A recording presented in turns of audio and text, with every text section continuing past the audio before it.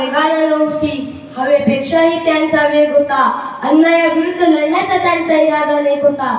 अशा रामजी बाबाचा लेख भीमराव आंबेडकर लाखात नाही तर जगात एक होता. सर्वांना माझं जय भीम. माझं नाव पठाण इम्रान यार खान आहे. आज मी तुम्हाला भारतरत्न डॉक्टर बाबासाहेब आंबेडकर यांच्या जयंतीनिमित्त 2 शब्द सांगणार आहे.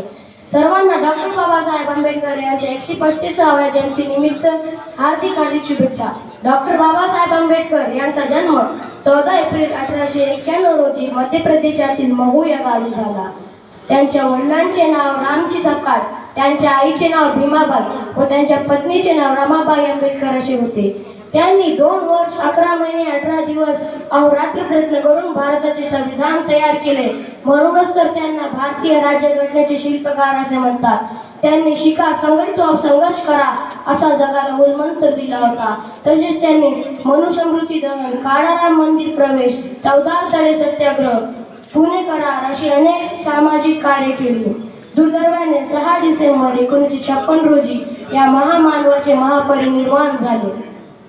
त्यांचे कार्य आणि विचार आपल्याला नेहमी प्रेरणा देतात. ते आजही त्यांच्या कार्याच्या रूपाने आणि विचाराच्या रूपाने अस्तित्वात आहे.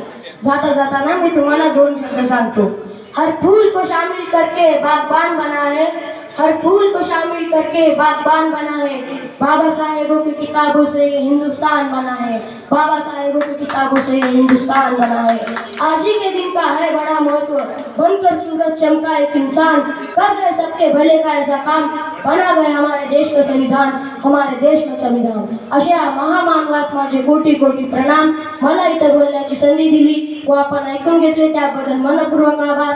जय हिंद, जय भारत, धन्यवाद.